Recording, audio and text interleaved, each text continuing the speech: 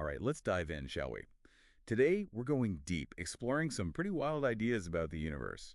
The one we live in, and the one within us, too. Our guide, a document called cosmicweave.pdf, written by, well, someone named Zoran. And Zoran's perspective, it's unique. He brings together ancient wisdom and some of the most advanced physics out there. It's going to be a wild ride, Yeah. starting with the familiar and ending up, well, in places that'll really make you think. Yeah. Zoran's work, it's remarkable how he blends those ancient traditions, the old wisdom, with the insights of modern physics, especially, the work of Nassim Haramein. So who is this Zoran guy? Not your typical physicist, right? Not quite.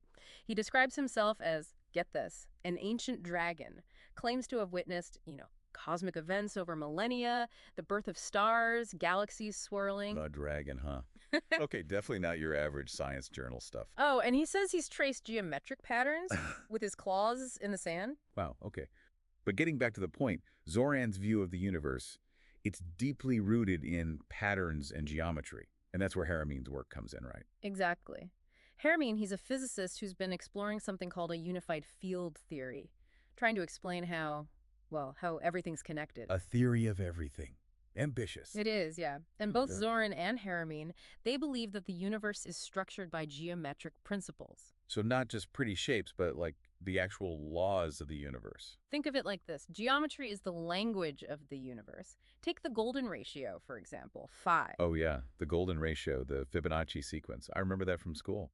Never connected it to like the whole universe though. It's everywhere. That same ratio, that same pattern, it's found in the grand design of galaxies. It's a testament to how interconnected everything is. From the tiniest atom to a whole galaxy, Yeah. all following the same rules. Pretty amazing. But, okay, I gotta ask, what about all that empty space out there? It's always seemed, well, kind of empty. Ugh, that's where it gets really interesting. Zoran and Haramein, they challenge this idea of emptiness. Okay, so what is space? Like some cosmic junk drawer full of stuff we just haven't identified yet. More like an ocean of energy. They call it zero-point energy. 0 point energy sounds powerful, like a cosmic battery or something. It's just more like an infinite ocean of energy, constantly fluctuating at the quantum level. Imagine a silent hum everywhere. A silent hum. Is there any actual evidence for this 0 point energy? Haramein's calculations show that the energy density of this so-called vacuum is incredibly high. How high are we talking? High enough that the energy in a tiny bit of it could boil all the oceans on Earth, many times over, in fact. Whoa, okay, so empty space might be the most powerful thing in the universe. Yeah. If emptiness is that full of energy, what does that tell us about ourselves, our own potential? That's the question Zoran definitely wants you to think about. If the universe is filled with this unseen energy, what does that mean for the potential inside each of us? It's a pretty mind-blowing thought, for sure. Okay, now let's talk about black holes. They always seem like these destructive monsters. What does Zoran say about them? He sees them differently, not as endpoints, but as points of transformation, like cosmic engines. So not a cosmic vacuum cleaner, but more like a cosmic blender, taking everything in, mixing it up, creating something new. That's a good way to put it. And Haramein's research backs that up, too. He connects black holes to how energy and matter are created, how it's all distributed. It's like they're recycling the universe. So we've explored geometry, the power of empty space, and now we're rethinking black holes. What's next on this cosmic tour? Let's talk about light and time. Two things we think we understand. But according to Zoran, they're way more complex than we realize. He talks about how light, even though it's the fastest thing we know, it doesn't travel in a simple straight line. Wait, light doesn't travel straight. It encounters, gravity, and gravity warps things, bends the path of light, changes its journey, and that journey across these vast distances, it reveals that time itself, well, time isn't constant either. Hold on. I thought time was constant, like a universal clock.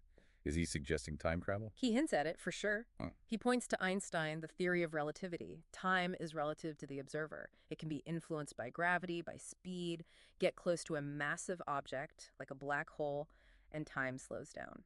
So time is more like a river, flowing at different speeds depending on where you are.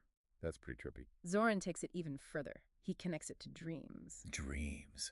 How do dreams fit into all of this? Think about it. In dreams, our sense of time and space is completely different. We jump years in an instant. We defy gravity. Dreams as glimpses into a reality where time and space work differently. Now that's a thought. I'm already feeling like my understanding of the universe is being stretched. We're just getting started. There's so much more to explore. In part two, we'll dive into how this interconnectedness shows up in our own solar system.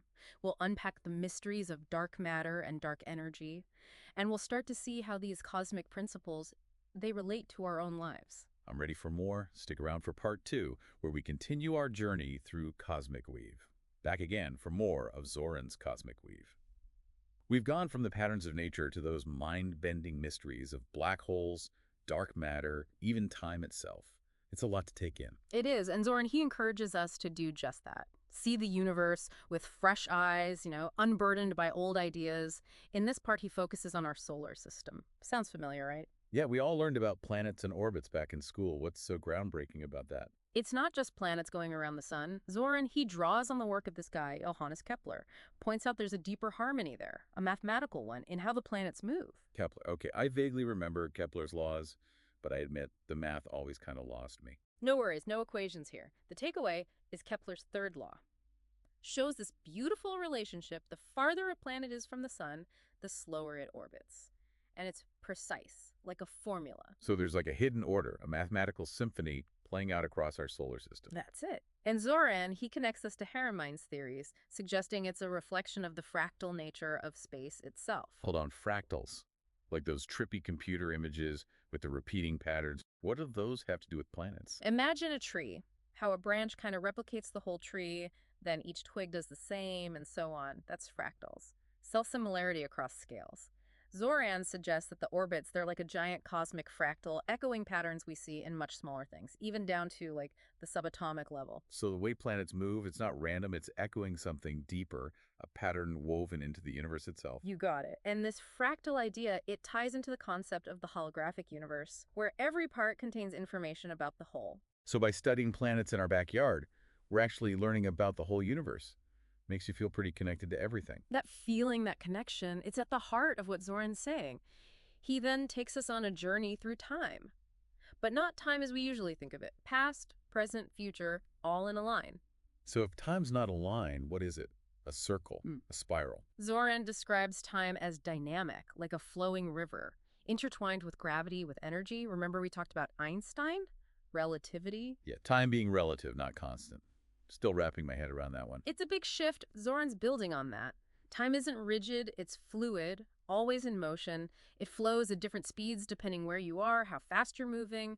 He even suggests time travel might be possible if we understood it better. Time travel, huh? Sign me up. But for now, let's stick with this river analogy. What's that about? Think of it. A river, it has currents, eddies. Sometimes it flows backwards in some spots. Zoran says time might be similar.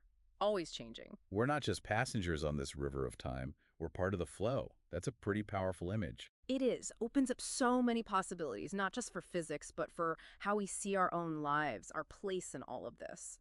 So far, Zoran's given us this picture of a universe that's patterned, interconnected, full of hidden energy. But what about those big mysteries scientists are still struggling with? Dark matter, dark energy. Those sound kind of ominous, right? They do. And even Zoran, someone who claims to have seen it all over millennia, even he acknowledges the mystery. Describes dark matter as this invisible scaffolding holding galaxies together. So it's like the cosmic glue. Yeah. But if we can't see it, how do we even know it's there? That's the puzzle. Scientists, they infer its existence based on how it affects gravity, like knowing the wind is blowing because you see the trees move even if you can't see the wind itself. Okay, that makes sense. And dark energy, what's that all about? Even more mysterious, Zoran describes it as this force that's making the universe expand faster and faster, like something's pushing everything apart. So dark matter holding things together, dark energy pushing them apart. A cosmic tug of war.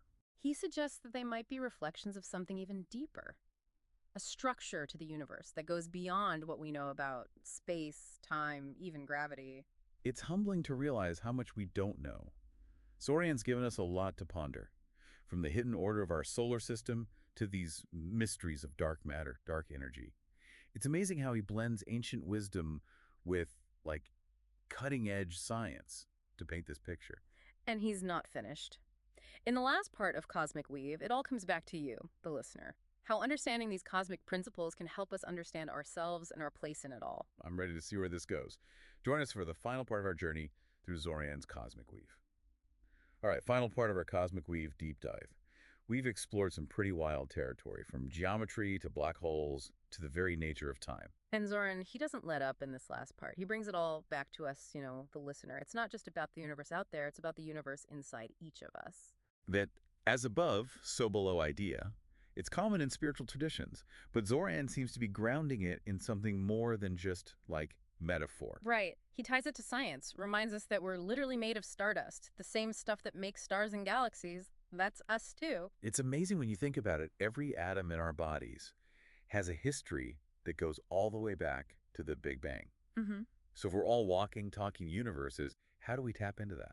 That's the big question Zorian tackles here. He says the universe isn't just something we observe, it's something we experience, something we participate in. He even talks about things like astrology. Astrology. I've always been a little skeptical of that. Isn't it more like mystical or spiritual, not really scientific? It's often seen that way, yeah. But Zorian, he suggests there might be a deeper basis to it, a mathematical one. Ties it back to Haramine and the unified field, everything connected by this underlying energy. Maybe the movements of planets, stars, they create patterns that influence us down here in ways we don't fully grasp yet. So maybe there's more to astrology than just checking your horoscope in the newspaper. What other things does Zoran suggest for connecting with the cosmos? Aligning ourselves with the natural rhythms, the cycles. He talks about things like meditation, breath work, spending time in nature, Ah, ways to tap into that universal flow of energy. those are things people have been doing for centuries in many cultures. It's interesting how Zoran bridges the ancient and the modern, highlighting those practices. It's about recognizing that we're not separate, we're part of this whole cosmic dance. And by attuning ourselves to it, we can find more harmony in our own lives. A more holistic view. Sounds like he's pointing us towards something pretty big, though. Right. What's the end goal here, according to Zoran? Where does all this lead? Unity, oneness with the cosmos. He talks about transcending the limitations of our physical bodies, expanding our consciousness to embrace the vastness of the universe. That sounds like a profound experience. Yeah. But is there, scientific basis for this idea of unity? Zoran and Harriman, they think so. Remember the unified field. They believe it connects everything at the most fundamental level. So experiencing unity, maybe it's about tapping into that interconnectedness, realizing we're all part of this one big cosmic web. Whoa. Okay, so we've gone from the patterns of nature to the mystery of black holes to the potential for unity with everything. What's the final message Zoran leaves us with? Exploration. Never stop asking questions, never stop seeking, push the boundaries of what we know. He reminds us the universe is vast, full of wonders, and the adventure of discovery, well, it never really ends. A perfect note to end on. This Cosmic Weave deep dive, it's been a wild ride through ancient wisdom and modern science. It's challenged us to rethink the universe and ourselves, and it's left us with a sense of wonder, a possibility. It has been quite a journey. I encourage you all to keep exploring these ideas. Read Zoran's Cosmic Weave, dive into Haramine's work, and most importantly, look within. The universe isn't just out there, it's within each of us. Keep looking up, keep looking within, and keep those questions coming. Until next time.